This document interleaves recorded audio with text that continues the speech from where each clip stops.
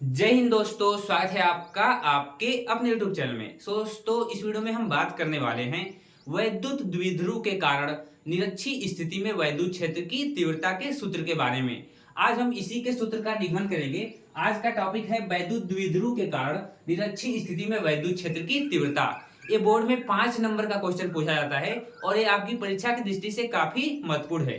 तो चलिए फिजिक्स के इस कि डेरिवेशन का हम निपटारा करते हैं। इस पूरे के पूरे डेरिवेशन को मैं बिल्कुल आसान तरीके से बताऊंगा, बिल्कुल ऐसे तरीके से बताऊंगा कि आप इसको आसानी से अपने एग्जाम में कर सकते हैं। तो चलिए शुरू करते हैं, वीडियो में अंत तक बने रहिएगा। ठीक है, देखिए यहाँ पे हमारे पास एक वैद्युत द्विध्रुव है। आप जानते हैं कि जो आपका वैद्युत द्विध्रुव होता है उसमें दो आवेश होते हैं, एक प्लस क्यू आवेश होता है और एक माइनस क्यू आवेश होता है। यहाँ पे एक प्लस क्यू आवेश है और एक माइनस क्यू आवेश है जो कि 2l की अल्पतम दूरी पे रखा गया है। वैद्युत द्विध्रुव के बारे में आप इतनी सामान्य जानकारी जानते होंगे। ठीक है, तो 2l की अल्पतम दूरी पे क्या हुआ है, रखा गया है। इससे r दूरी पर इसके निरक्ष में, जैसे कि हमने अक्ष में भी किया था ऐसे मान के, लेकिन हम इसके निरक्ष पर एक बिंदु P मानते हैं जो कि वैद्युत द्विध्रुव से r दूरी पर स्थित है। ठीक है, और इसी बिंदु P पर हमें वैद्युत क्षेत्र की तीव्रता का सूत्र प्राप्त करना है। ठीक है, तो चलिए शुरू करते हैं। जैसे कि हमने देखा था कि जब अच्छी स्थिति में जब वैद्युत द्विध्रुव रखा गया था और अच्छी स्थिति में वैद्युत क्षेत्र की तीव्रता ज्ञात करनी थी, तो इस प्लस क्यू के कारण और इस माइनस क्यू के कारण वैद्युत क्षेत्र उत्पन्न हो रहे थे। तो बिल्कुल इसी प्रकार इसमें भी होंगे। अब इस प्लस क्यू के कारण इस P बिंदु पर क्या होगा, वैद्युत क्षेत्र की तीव्रता उत्पन्न होगी, यानी इस पॉजिटिव चार्ज के कारण और इस निगेटिव चार्ज के कारण। ठीक है, तो चलिए शुरू करते हैं। आप यहाँ पे डायरेक्ट बोल सकते हैं कि यहाँ पे जो आपका प्लस क्यू है, इस प्लस क्यू के कारण इस P बिंदु पे क्या होगी, मतलब कि तीव्रता उत्पन्न होगी। ठीक है, तो चलिए इसको पूरा इस फिगर को कंप्लीट करते हैं और आपको समझाते हैं कि कैसे डेरिवेशन को आपको करना है। ठीक है, तो यहाँ पे जो आपका एक P बिंदु है, इस पर इस प्लस क्यू के कारण क्या होगी, एक तीव्रता उत्पन्न होगी। उसको हम ऐसे दर्शाते हैं। ठीक है, ऐसे क्या करते हैं, दर्शाते हैं। तो यहाँ से हम एक लाइन खींच के यहाँ पे दिखा सकते हैं, ठीक है, यहाँ पे ऐसे हम क्या कर सकते हैं, इसको आगे तक लेके जा सकते हैं। ठीक है, ये आपका P बिंदु है। आप यहाँ पे याद रखेंगे कि ये जो बिंदु है यहाँ पे क्या है, वो P है। P बिंदु को मैंने यहाँ पे लिख दिया है। ठीक है, तो देखिए जो प्लस क्यू आवेश होता है, इसके कारण जो वैद्युत क्षेत्र की तीव्रता उत्पन्न होती है वो अपने से दूर उत्पन्न करता है वैद्युत क्षेत्र। प्लस क्यू आवेश अपने से दूर क्या करता है, वैद्युत क्षेत्र की तीव्रता को उत्पन्न करता है। यानी कि यहाँ पे हम बोल सकते हैं कि E प्लस क्यू उत्पन्न हो गया किस दिशा में, इधर। क्यों इधर, क्योंकि प्लस क्यू अपने से दूर, यानी कि इस साइड, इस P बिंदु पे जो क्यू आवेश है वो अपने से दूर वैद्युत क्षेत्र की तीव्रता को क्या कर रहा है, उत्पन्न कर रहा है। और वहीं जो आपका माइनस वाला आवेश है, ये भी वैद्युत क्षेत्र की तीव्रता उत्पन्न कर रहा है इस P बिंदु पर। कैसे उत्पन्न कर रहा है, तो चलिए उसको भी ड्रॉ कर लेते हैं। ठीक है, तो यहाँ पे इस माइनस क्यू के कारण, ठीक है। अब देखिए यहाँ पे जो आपका माइनस क्यू है वो अपनी तरफ उत्पन्न करेगा वैद्युत क्षेत्र, यानी वैद्युत क्षेत्र की तीव्रता भी इसके तरफ हम दिखाएंगे। यानी कि इस प्लस क्यू आवेश के कारण अपने से दूर और इस माइनस क्यू के कारण अपने पास वैद्युत क्षेत्र की तीव्रता क्या हुई है, इस पे उत्पन्न हो गई है। ठीक है, अब देखिए इसमें आपको घटक मिलेंगे, जैसे कि यहाँ पे लाइन ड्रॉ कर सकते हैं। यहाँ पे जो आप लाइन ड्रॉ करेंगे और इसको और आगे बढ़ा दीजिए, इसको क्या कीजिए और आगे बढ़ा दीजिए, थोड़ा सा इसको और आगे बढ़ा दीजिए। ठीक है, तो यहाँ पे देखिए आपको दो घटक प्राप्त हो रहे हैं, यहाँ पे आप देख सकते हैं। ठीक है, यहाँ पे आप देखिए, यहाँ पे आपको दो घटक प्राप्त हो रहे हैं, यानी दो एंगल प्राप्त हो रहा है, एक यहाँ पे और एक यहाँ पे, और यहाँ पे भी दो एंगल बन रहे हैं, एक यहाँ पे और एक यहाँ पे। ठीक है, तो यहाँ पे देखिए जो एंगल के साइड घटक होता है उसे साइन थीटा लेते हैं, और जो एंगल के अपोजिट साइड होता है उसे कॉस थीटा लेते हैं। ठीक है, तो जो एंगल के साइड होगा उसे क्या लेंगे, उसे मतलब कि साइन थीटा लेंगे, मतलब कि उसे कॉस थीटा लेंगे। जैसे कि जो एंगल की तरफ है इस वाले को हम ई प्लस क्यू क्या बोल सकते हैं, इस वाले कोण को हम बोल सकते हैं E plus Q cos theta. क्या बोल सकते हैं, E plus Q cos theta. और यहाँ इसको क्या बोल सकते हैं, E minus Q cos theta. इस वाले को क्या बोल सकते हैं, यहाँ पे आप बोल सकते हैं E minus Q cos theta. यानी कि यहाँ पे दो एंगल बन रहे हैं, इस प्लस क्यू आवेश के कारण जो बन रहा है उसको E plus Q cos theta, इस माइनस क्यू आवेश के कारण जो एंगल बन रहा है उसको E minus Q cos theta बोल सकते हैं। ठीक है, इधर भी दो एंगल आपके बन रहे हैं, इधर जो बनेगा वो आपका बनेगा E plus Q sine theta और इधर बनेगा E minus Q sine theta. इसको मैं दर्शा नहीं रहा हूं क्योंकि चित्र में जगह नहीं मिल पा रहा है। तो यहाँ पे आप समझेंगे कि एंगल के तरफ जो घटक मिला है उसे कॉस बोलते हैं। तो यहाँ पे एक प्लस आवेश के कारण जो कोण बन रहा है, एक प्लस आवेश के वैद्युत क्षेत्र के तीव्रता के कारण जो कोण बन रहा है वो E plus Q cos theta. इस माइनस आवेश के कारण जो कोण बन रहा है वो E minus Q cos theta. यानी कि ये दोनों एंगल ले लिए हमने, दोनों घटक इसके ले लिए। और यहाँ पे भी दो घटक बन रहे हैं, E plus Q sine theta और E minus Q sine theta. लेकिन मैं आपको ये बता दूं कि इन दोनों घटकों का जो एक E plus Q sine theta है और E minus Q sine theta है, यानी E plus Q sine theta और E minus Q sine theta, इसको मैं लिख इसलिए ले रहा हूं क्योंकि ये क्या होते हैं, कैंसिल हो जाते हैं। ठीक है, अब चलिए लैंग्वेज को कैसे लिखते हैं इसको मैं आपको समझाऊंगा, तब इसको फिर मैं बताऊंगा आपको। चलिए लिखेंगे लैंग्वेज इसकी, आप लैंग्वेज लिखेंगे कि माना चित्रानुसार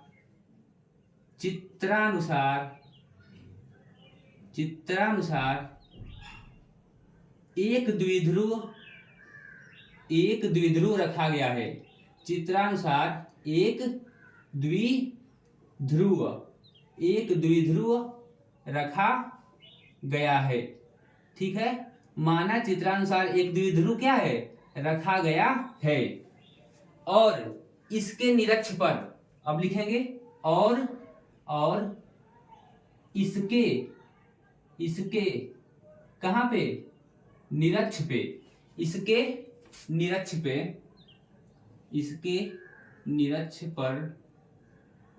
पर आर दूरी पर, इसके निरक्ष पे आर दूरी पर बोल सकते हैं, आर दूरी पर हमने एक बिंदु P माना है। इसके निरक्ष पर आर दूरी पर हमने एक बिंदु क्या माना है, P माना है। इसके निरक्ष पर आर दूरी पर P बिंदु माना है, P बिंदु माना है, P बिंदु माना है। और इसी P बिंदु पर हमें वैद्युत क्षेत्र की तीव्रता ज्ञात करनी है। और इसी P बिंदु यहां पे आराम से लिख देते हैं, इसी P बिंदु पर, और इसी P बिंदु पर क्या क्या करना है, हमें वैद्युत क्षेत्र की तीव्रता ज्ञात करनी है। हमें वैद्युत क्षेत्र की तीव्रता ज्ञात करनी है। ये आपकी लैंग्वेज हो गई, ये क्या हो गई, आपकी लैंग्वेज हो गई। ठीक है, ये आपकी सिंपल लैंग्वेज है। इसको आप आराम से देख लीजिए, बिल्कुल चित्र के अनुसार इसे बताया गया है कि माना चित्रानुसार एक द्विध्रुव रखा गया है और इसके निरक्ष पर आर दूरी पर P बिंदु माना है और इसी P बिंदु पर हमें वैद्युत क्षेत्र की तीव्रता ज्ञात करनी है। और मैं आपको फिर से एक बार फिगर को एक्सप्लेन कर रहा हूं, इस बार आप बिल्कुल ध्यान से सुनेंगे। जैसे देखिए यहाँ पे P बिंदु आपका आर दूरी पे ले लिया गया है। इस Q आवेश के कारण जो वैद्युत क्षेत्र की तीव्रता उत्पन्न होगी वो क्या होगी, अपने से दूर उत्पन्न करता है, यानी इस साइड उत्पन्न करेगा। ठीक है, और जो माइनस Q है वो भी इस P बिंदु पर वैद्युत क्षेत्र की तीव्रता उत्पन्न करेगा, लेकिन किस साइड, अपने तरफ और ये अपने से दूर। ठीक है, तो यहाँ पे दो घटक आपको मिलेंगे, यहाँ पे दो एंगल आपको मिल रहे हैं। एक प्लस Q आवेश के कारण बन रहा है तो E plus Q cos theta, ये माइनस आवेश के कारण बन रहा है इसलिए इसको E minus Q cos theta आप बोल सकते हैं। ऊपर और नीचे दोनों भी एक घटक मिलेंगे, यहाँ पे मिलेगा कि E plus Q sine theta और यहाँ पे मिलेगा E minus Q sine theta.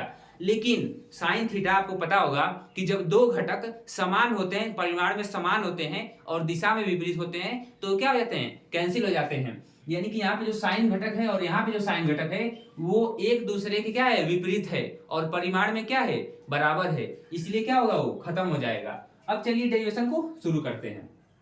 ठीक है, अब यहाँ पे अब लिखेंगे, आप यहां से लिखेंगे, अब लिखेंगे, अब प्लस क्यू के कारण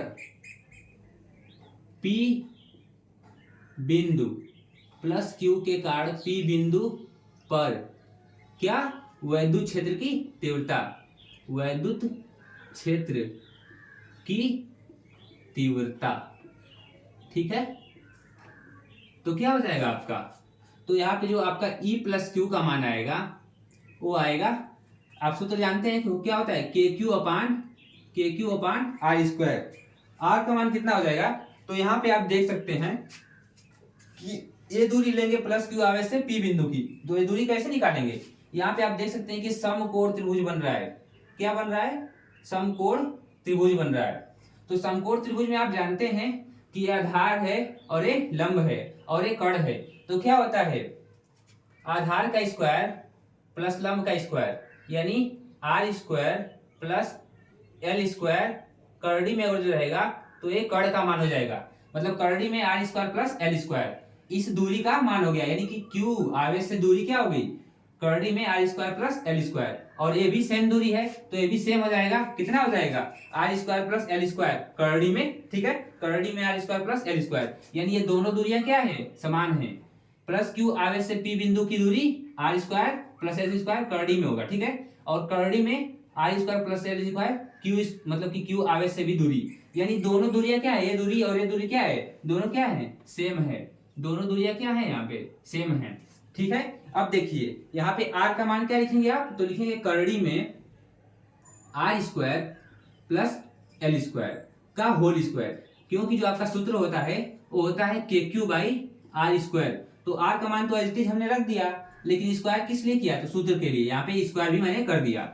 अब देखिए इसको आप क्या कर सकते हैं, डायरेक्ट लिख सकते हैं के क्यू बाई, और एक बटा दो हो जाएगा अंडर रूट का मतलब, तो ये दो से दो क्या हो जाएगा, कट जाएगा। यहाँ पे डायरेक्ट आप लिख सकते हैं r square plus L square, direct यहाँ पे आप ऐसे लिख सकते हैं। ये समीकरण नंबर आपका 1 हो गया। अब समीकरण नंबर 2 देखिए, E माइनस क्यू बराबर क्या हो जाएगा, के क्यू अपान करड़ी में are square plus L square का होल स्क्वायर, क्योंकि जो माइनस क्यू आवेश है उससे भी P बिंदु की दूरी कितनी है, इतनी ही दूरी है जितने की प्लस क्यू आवेश से, यानी दोनों दूरियां क्या है, इसमें समान है, इसीलिए इसमें भी क्या हो जाएगा आपका, इसमें भी आ जाएगा K q by r square plus L square. ठीक है, और ये समीकरण नंबर आपका 2 हो जाएगा। ठीक है, यहाँ पे आप देख सकते हैं कि इन दोनों का मान क्या है, बिल्कुल बराबर है, यानी कि प्लस क्यू के कारण जो वैद्युत क्षेत्र की तीव्रता है वो K q by r square plus L square, और माइनस क्यू आवेश कारण भी इतना ही है, यानी इन दोनों कारण वैद्युत क्षेत्र की तीव्रता क्या है, इसमें सेम है। ठीक है, अब आगे आप क्या लिखेंगे, अब आगे लिखेंगे कि लिखेंगे आप E प्लस क्यू तथा E minus Q, E plus Q तथा E माइनस क्यू के घटक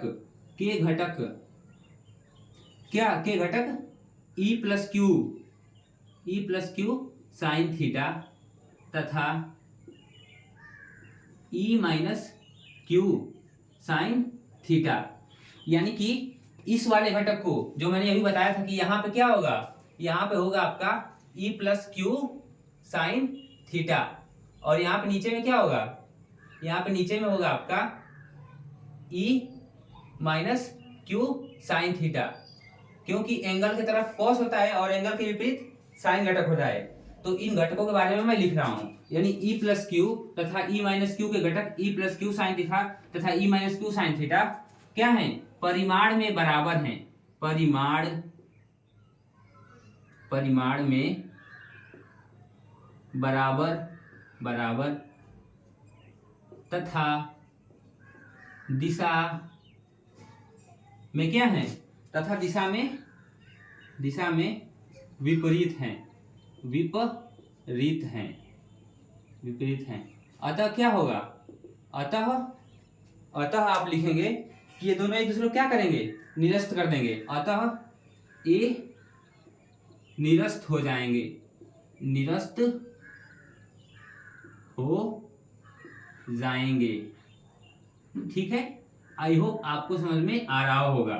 क्यों निरस्त हो जाएंगे, क्योंकि E minus Q sine theta और E plus Q sine theta परिमाण में तो बराबर ही है और दिशा में क्या है, एक दूसरे के विपरीत हैं। इसीलिए ये वाला घटक और ये वाला घटक एक दूसरे क्या हो जाएगा, कैंसिल हो जाएगा, यानी कि ये क्या हो जाएगा, खत्म हो जाएगा।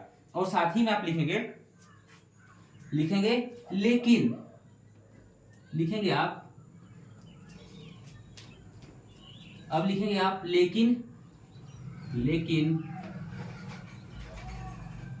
लेकिन E प्लस क्यू कॉस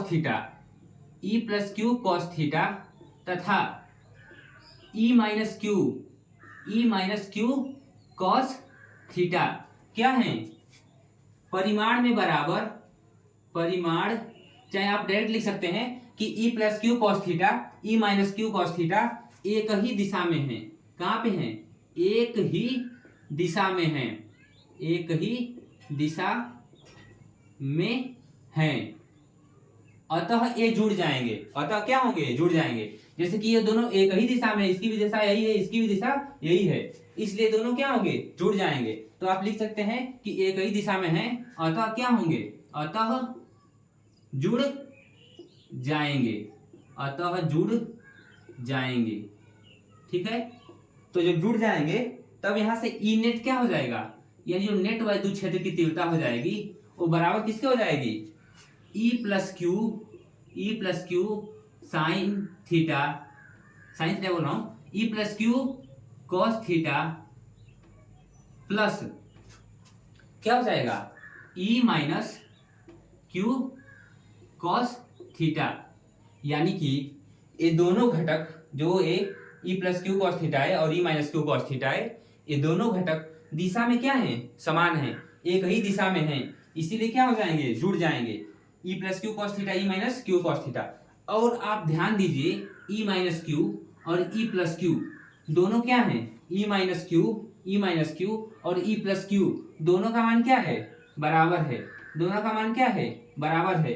तो आप लिख सकते हैं जो आपका E नेट होगा वो हो जाएगा E क्यू, यानी कोई भी आवेश ले लीजिए आप, फिर माइनस वाला या फिर प्लस वाला, तो यहाँ पे क्या हो जाएगा, यहाँ पे इन दोनों को एक और एक क्या हो जाएंगे, दो, तो two E Q cos theta, इन दोनों को जोड़ दीजिए क्योंकि ये भी समान है, बिल्कुल ये भी सेम है, दोनों क्या है, सेम है, तो two E Q cos theta हो जाएगा। देखिए परिमाण में भी बराबर है, इसीलिए यहाँ पे टू ई क्यू प्लस मतलब ई क्यू कॉस थीटा, ऐसे आप लिख सकते हैं इसको, टू ई क्यू मतलब two E Q cos theta.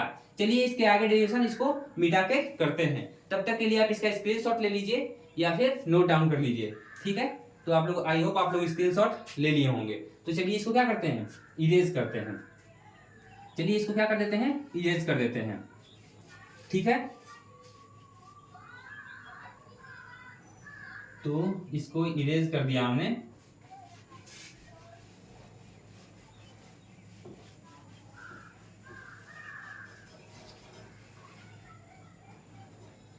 अब देखिए यहाँ पे जो आपका ई नेट आ रहा था, यानी जो नेट वैद्युत क्षेत्र की तीव्रता आ रही थी, ई नेट वो किसके बराबर थी, two E Q cos theta के।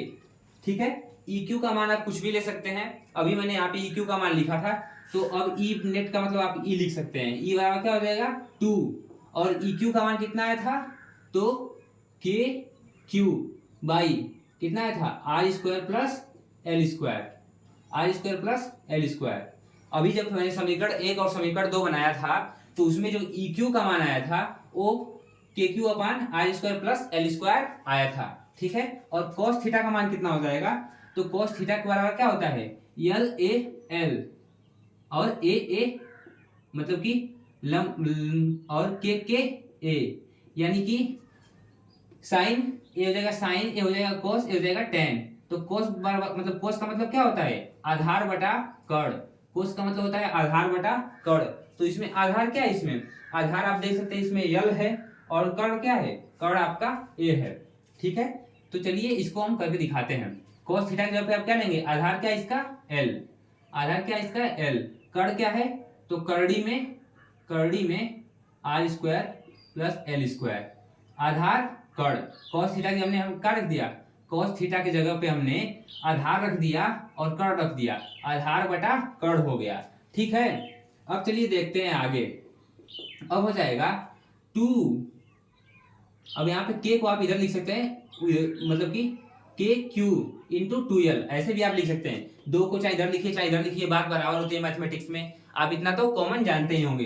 तो इसको लिख दीजिए के क्यू इंटू 2l अपान में are square plus L square के पावर क्या है, यहाँ पे जब कुछ नहीं पावर होता है तो क्या होता है, 1 होता है सर, क्या होता है 1 होता है। और यहाँ पे इसके पावर क्या है, R square plus L square, करड़ी का मतलब पावर में क्या है 1/2, क्या है 1/2। अब यहाँ पे आप लिख सकते हैं E बराबर के क्यू इंटू 2l क्या लिखते हैं, तो यहाँ पे लिख सकते हैं Q इंटू 2l को द्विध्रुव आघूर्ण के बराबर होता है, यानी कि Q इंटू 2l को आप P लिख सकते हैं। तो हो जाएगा KP, KP क्या हो जाएगा KP। अब यहाँ पे R square plus L square, आधार समान है, आधार क्या इसमें समान है, तो घातें क्या हो जाएंगी, जुड़ जाएंगी। तो यहाँ पे हो जाएगा 3/2। कैसे 3/2 हुआ, तो 1 प्लस 1/2 करेंगे आप तो कितना आ जाएगा 3/2। तो ये आपका क्या है, निरक्षीय स्थिति में वैद्युत क्षेत्र की तीव्रता का सूत्र है। इसके आगे अगर जो आप करना चाहें तो यल जो दूरी होती है बहुत ही अल्पतम, बहुत ही सूक्ष्म दूरी होती है। जो आपकी यल दूरी होती है, यहाँ पे जो यल दूरी होती है वो बहुत ही सूक्ष्म और बहुत ही अल्पतम दूरी होती है। यानी कि आप यहाँ पे क्या लिख सकते हैं, ई बराबर लिख सकते हैं के पी अपान आर स्क्वायर 3/2। इस यल को मैंने 0 कर दिया, क्यों 0 कर दिया, तो r is greater than l, या आप ऐसे लिख सकते हैं कि l is less than r, यानी r से बहुत छोटा l है, r से बहुत छोटा है, इसलिए इसको नगण्य मान लेंगे, इसीलिए यहाँ पे 0 कर देंगे। तो l क्या हो जाएगा, यहाँ पे खत्म हो जाएगा, और ये 2 से 2 क्या हो जाएगा, यहाँ पे कट जाएगा। ठीक है, तो यहाँ पे आपका क्या आ जाएगा, E बराबर KP upon r cube, KP upon r cube. ये आपका निरक्षीय स्थिति में वैद्युत क्षेत्र की तीव्रता का सूत्र होता है। ये आपका फाइनल आंसर है, ये आपका बिल्कुल क्या है, डिक्टो फाइनल आंसर है। और यहाँ पे अगर जो मैं आपको बताऊं कि आपने अच्छी में देखा था, बस यहाँ पे एक 2 लगा था, यहाँ पे अच्छी में जब आपने देखा था तो 2 KP अपान आर क्यूब, और इसमें क्या है केवल KP अपान आर क्यूब, यानी कि अच्छी स्थिति में इसका दोगुना होता है, अच्छी स्थिति में इसका दोगुना होता है वैद्युत क्षेत्र, आप ऐसे बोल सकते हैं। यहाँ पे आपका फाइनल आंसर आ गया। आई होप आपको बिल्कुल प्रॉपर समझ में आया होगा। नहीं समझ में आया तो वीडियो को रिवाइंड करके देख लीजिए। मतलब कि गर्मी की तो हद हो गई, गर्मी बहुत ज्यादा पड़ रही है, तो मैंने जल्दी जल्दी कराने की कोशिश की। और जो नहीं भी आया होगा तो फिर से आप 2x में इस वीडियो को देख सकते हैं, आपको बिल्कुल समझ में आ जाएगा। ठीक है, कोई भी क्वेरी है कमेंट बॉक्स में जरूर कमेंट करेंगे। मिलते हैं नेक्स्ट वीडियो में नेक्स्ट टॉपिक के साथ, तब तक के लिए बाय बाय।